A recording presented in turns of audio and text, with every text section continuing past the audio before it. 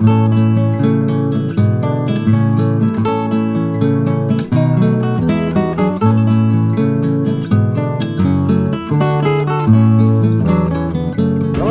सलाम।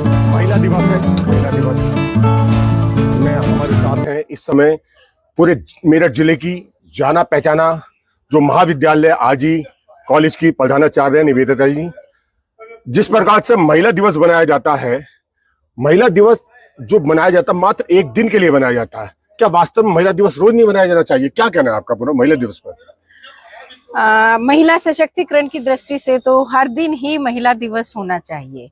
उसको अलग से मनाने का मतलब है कि एक प्रतीकात्मक परंपरा या रिचुअल की तरह से उसको हम निभा लेते हैं, लेकिन उसके बाद प्रतिदिन के जीवन में महिलाओं को सहयोग करना, चाहे वो बेटी हो, बहू हो, माता हो या कोई अन्य महिला भी हो, उसके प्रति एक अच्छा स्वास्थ्य दृष्टिकोण और हर कदम पर उसके लिए सहयोग के रूप में खड़े रहना, उसको अनुशासित बनाने में माताओं का सहयोग होना, अगर ये हमारी दिनचर्या का हिस्सा हो जाए, हमारे जीवन शैली का हिस्सा हो जाए, तब निश्चित रूप से ये महिला दिवस हमारे लिए हर दिन महिला दिवस होगा।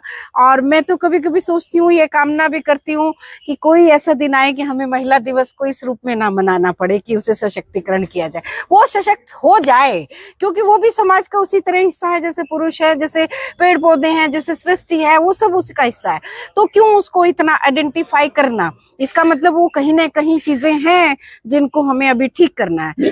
तो इसलिए कहीं ना कहीं लगता है कि आपने जिस प्रकार से कहा क्यों ये मतलब इसे मनाया जाए, कारण कहीं ना कहीं आज से 100-200 साल पहले कहीं ना कहीं महिलाओं को अगर देखें धर्म और जाति या किसी भी हर धर्म में, किसी भी धर्म में, हर धर्म में कहीं ना कहीं महिलाओं को एक छिपा के रखना, उनके साथ अत्याचार करना, उन्हें आजादी ना देना, पढ़ाई के लिए, शिक्षा के लिए देने, शायद इसलिए महिला दिवस उनको कम से कम एक दिन बनाया गया कि कम से कम महिलाओं का कितना बड़ा योगदान होता है, उसकी भूमिका क्या होती है, उसको एक दिन उसको रिकॉग्नाइज किया जाए, उसको सम्मानित किया जाए। और इस क्षेत्र में जो महिलाएं काम कर रही हैं, ताकि उनको सम्मान देने से अन्य महिलाएं और समाज का अन्य वर्ग भी वो प्रेरित हो सके कि भाई ये महिलाएं इस तरह से काम कर रही है, तो दूसरी महिला भी सोचे, कल अखबार में पढ़े या देते हुए किसी को कि आज अंतर्राष्ट्रीय स्तर पर, राष्ट्रीय स्तर पर महिलाओं को इस क्षेत्र में काम करने के लिए पुरस्कृत किया गया, तो वो उसके लिए एक प्रेरणा दिवस के रूप में अगर मनाया जाए और उसको इस तरह से हम लोग सेलिब्रेट करें,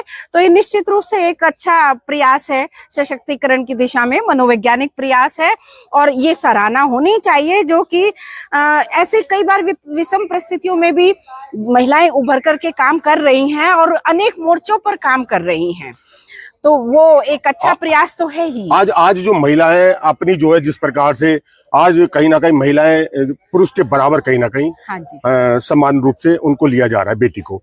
आज महिला पे कहीं ना कहीं जिम्मेदारी ज्यादा होती है। कारण क्या है? उसे परिवार भी देखना है, और फिर अगर वो कार्य क्षेत्र देख रही है या नौकरी कर रही है, तो वो उस कार्य क्षेत्र में भी या अपने को एक भूमिका अलग पैदा करनी है। तो कहीं ना कहीं आज भी महिला को कहीं ना कहीं कहा जाए तो आज भी दबी है ना महिला। आज वो दोहरा उस पर जिम्मेदारी है, तो उसे एफिशिएंसी के हिसाब से उसे जिस रूप में अकेले उस जिम्मेदारी को निभाते हुए अपना योगदान देना चाहिए, तो वो दोहरी जिम्मेदारी निभाती है, एक परिवार के रूप में भी और एक माता के रूप में भी निभाती है। और एक जहां वो कार्य कर रही है, जिस कार्यालय में कर रही है, जिस क्षेत्र में कर रही है, सेना में कर रही है, शिक्षा में कर रही है, बिजनेस में कर रही है, एंटरप्रेन्योर है, तो ये ऐसे क्षेत्र हैं जहां पर 24 आवर्स आदमी व्यस्त रहता है और उसे अपनी कार्यशैली में उन चीजों को रखना होता है। उसके साथ साथ परिवार को भी समय देना और उसके साथ समन्वय बिठाना रियली एक बड़ी चुनौती है। और ये समन्वयवादी दृष्टिकोण फिर मैं कहूंगी सकारात्मक दृष्टि से महिलाओं के पास ही है। नहीं, आज अगर आप देखें जिस प्रकार से महिलाओं को आज अगर आप देखें तो आजादी मिली है, स्वतंत्रता मिली है। जब से सोशल मीडिया आया है तो महिलाओं का जो रूप आपने देखा है, जिस प्रकार से रील की प्रवृत्ति बढ़ गई है, उसको देख के आपको क्या लगता है? आपको घृणा नहीं होती? जिस प्रकार से जो तस्वीरें आती हैं कहीं ना कहीं, मतलब आप हैं टीचर है, शिक्षा के नाम पे आपने पूरे ये समझ लीजिए जिले और प्रदेश में नाम कमा रखा है, आपने शिक्षा कि देवी के रूप में। लेकिन जिस प्रकार से एक भौंडापन, ये मतलब एक अजीब सी स्थिति हो गई रील के लिए, ना मुझे समाज मुझे स्वीकार करता ना परिवार, उसके बाद वो रील इस प्रकार की जो अधनगर होकर डालने लगी हैं। और या फिर अगर देखें तो प्यार मोहब्बत में आपने देखे नीला ड्रम का जो कांड हुआ है, जिस प्रकार के जो कांड होने लगे हैं आज जो है महिलाओं को, मतलब मेरे को कहना नहीं चाहिए, मैं माफी के साथ कहता हूँ, हर महिला के लिए नहीं, लेकिन कहीं ना कहीं उसका अफेयर होता है, कहीं ना कहीं वो अगर वो चाहे तो उसे छोड़ भी सकती है अपने पति को, किसी के साथ स्वेच्छा से जा सकती है, क्योंकि संवैधानिक उसका अधिकार है। परंतु कहीं ना कहीं षड्यंत्र प्रेमिका के साथ उसको मारने का करती है।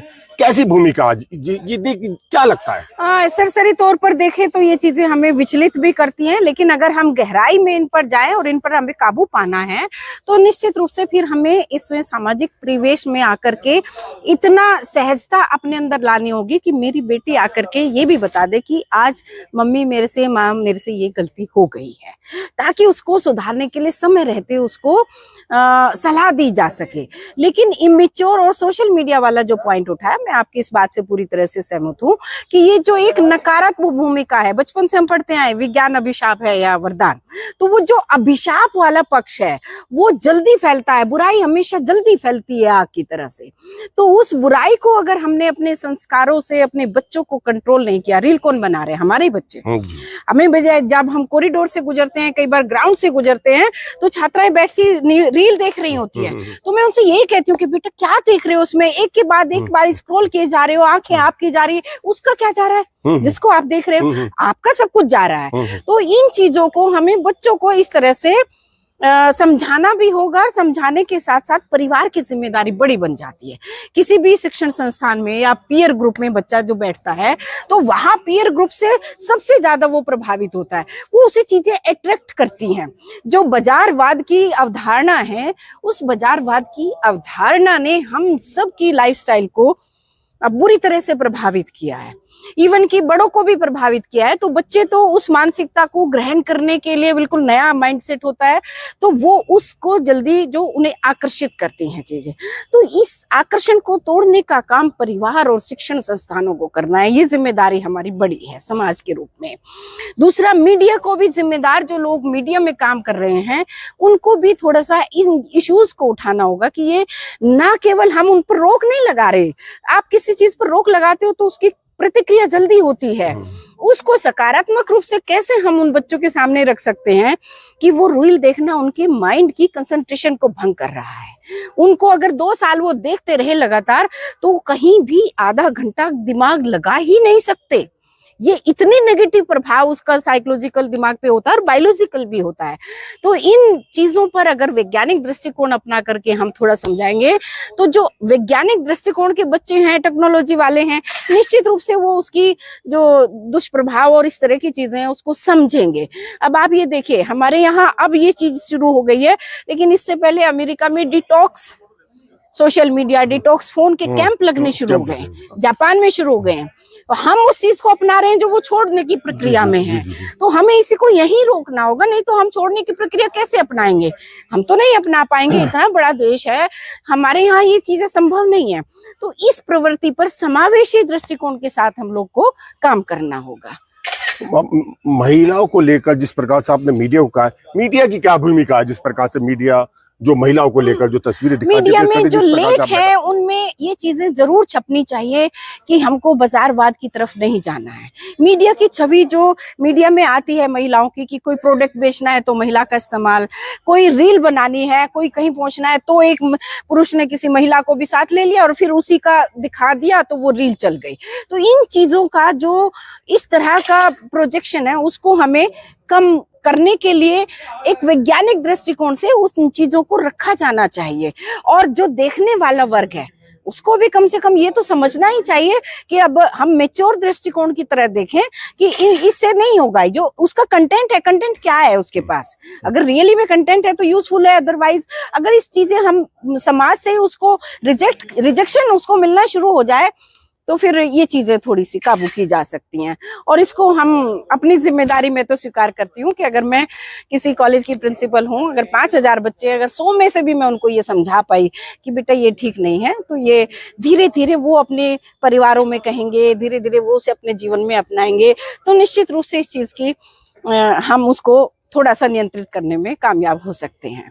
और ये सबसे बड़ी चुनौती है कि अगर हम महिलाओं को सशक्त करना चाहते हैं तो उसको बाजारवाद की भूमिका से बाहर निकलना ही होगा। बाजारवाद की भूमिका स्वतंत्रता नहीं है, जी, जी। वो तो हमारी परचेजिंग कैपेसिटी को इंक्रीज करने का है कि भाई हम आज मैंने अगर 1000 रुपए कमाए हैं तो शाम को मैं उसमें से 900 रुपए खर्च कर दूं, वो तो ये चाहते हैं। वो चाहे महिला के माध्यम से, क्योंकि वो आसान टारगेट है और वो एक आकर्षण का समाज में स्वाभाविक प्रोडक्ट की तरह उसको इस्तेमाल किया जाता है, वो कभी स्वतंत्रता का पर्याय हो ही नहीं सकता।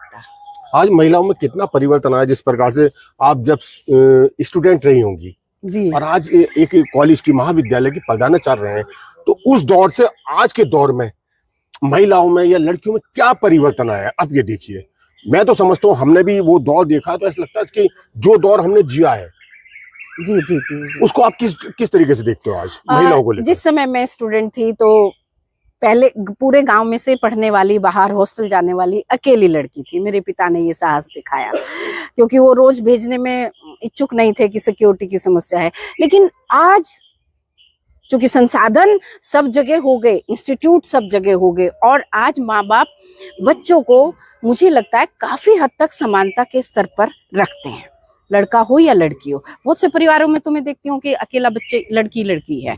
तो उस दृष्टि से देखा जाए तो काफी हद तक समानता और अवसर की समानता मिली हुई है। पहले ये चीज नहीं थी। पहले परिवार में अगर पढ़ाने की कैपेसिटी है तो लड़के को पढ़ाया जाएगा, लड़की को सिर्फ इतना कि शादी हो जाए।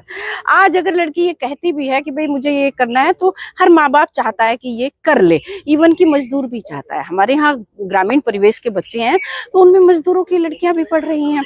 तो ये परिवर्तन तो आया है कि समाज में उस चीज को बढ़ाने के लिए लोग प्रयास करते हैं अपने। और लेकिन हाँ, लड़कियों की जो मतलब नेचर या कहूँ साइकोलॉजिकल जो परिवर्तन आया, वो सकारात्मक कभी कभी मुझे नहीं दिखता। तो ये थोड़ा सा चैलेंज है और इसको मैं स्वीकार भी करती हूँ। और ये हमें थोड़ा सा चैलेंज सबको अपने अपने स्तर पर इसे स्वीकार करके आगे बढ़ना होगा। जिस प्रकार से अगर मैं एक बात करूं, बच्ची जब होती है तो बिटिया दिवस बनाया जाता है। हाँ जी, हाँ जी।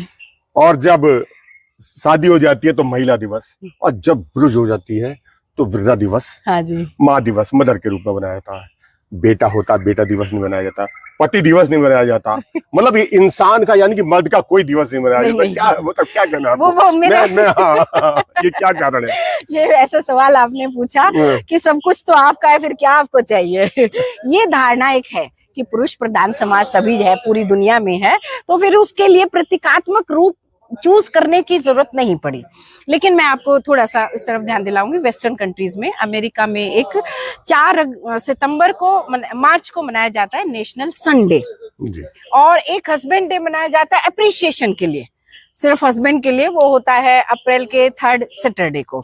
तो ये एक वहां भी प्रतीकात्मक किसी तरह से रहा होगा या सोसाइटीज ने डेवलप किया, लेकिन सामान्यतः इस तरह का कोई नहीं है। तो उसकी जरूरत इसीलिए नहीं है कि जब घर का मालिक सब उसी के हाथी के पैर में ही सबका पांव है, तो फिर उसकी जरूरत ही नहीं।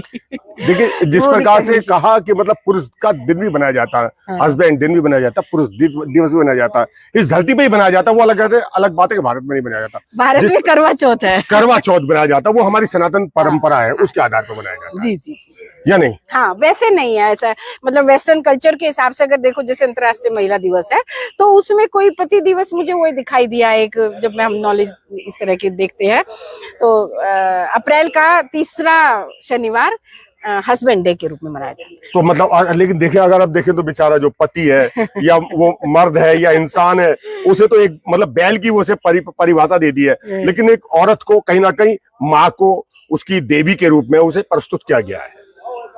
उसको मैं समझता हूँ उसको इंसान को इंसान ही रहने दो, इससे ज्यादा नहीं। उसमें ज्यादा उसकी कदर होती है। इंसान की ज्यादा कदर करे, और आप एक महिमा मंडित जब कर देते हैं तो उससे एक दायरा अपने आप बढ़ जाता है। जी जी। तो वो दायरा हमें खत्म करने की जरूरत। ये जो मैं अपना अनुमान लगाता हूँ, क्योंकि आप तो बहुत ज्ञान की देवी हो, बड़ी मतलब IAS IPS बड़े बच्चे आपके निकल के जाते हैं। महिला दिवस और बिटिया दिवस या वृद्धा मदर दिवस मनाने का कारण क्या? लंबे समय से एक महिलाओं को, बेटी को औरत को कहीं ना कहीं उसे दबाया सताया गया या लंबे समय से, तो उसे मुक्ति का एक साधन निकाला गया कि उसे बेटी दिवस बनाया गया, उसे क्या नाम है महिला दिवस बनाया गया, उसे मदर दिवस बनाया गया। ये सच्चाई नहीं? और वो हाँ उस दिन वो याद ये दिलाया जाता है कि ये भी हैं और इनका भी सम्मान, इनके जो सताने का शोषणवादी जो पैरामीटर्स हैं उनको खत्म करने का, उन सबको याद करने का दिन होता है ये। तो ये इसलिए हम लोग उन चीजों को याद करके पुनः उसी धारणा में जाते हैं कि भाई हम इंसान हैं, इंसान ही रहे तो अच्छा है, और इंसान बन के एक दूसरे का जितना सम्मान हम कर सकते हैं, क्योंकि कोई पुरुष के बिना कोई स्त्री नहीं बढ़ सकती, स्त्री के बिना कोई पुरुष नहीं बढ़ सकता। ये परिवार दो संगम है इस तरह का जहाँ पर पुरुष भी होता है, स्त्री भी होती है। माँ के सहयोग के बिना बिटिया नहीं पढ़ती, पिता के सहयोग के बिना बेटी नहीं आगे जा सकती। तो इन अलग अलग हम करके नहीं दे सकते, बस महिमा मंडित करने से वो दायरा बढ़ जाता है, उस दायरे को कम करने की जरूरत है, बस जिसमें इंसानी संबंध और सम्मानजनक संबंध होना चाहिए। जी, महिला दिवस पे आपने देखा जो शिक्षिका प्रधानाचार्य हैं, आज कम से कम निकल के आया। ऐसा नहीं है इस धरती पर, इस सृष्टि पर हस्बैंड दिवस भी बनाया जाता है, पुरुष दिवस भी बनाया जाता है। महिला दिवस की बहुत बहुत शुभकामनाएं।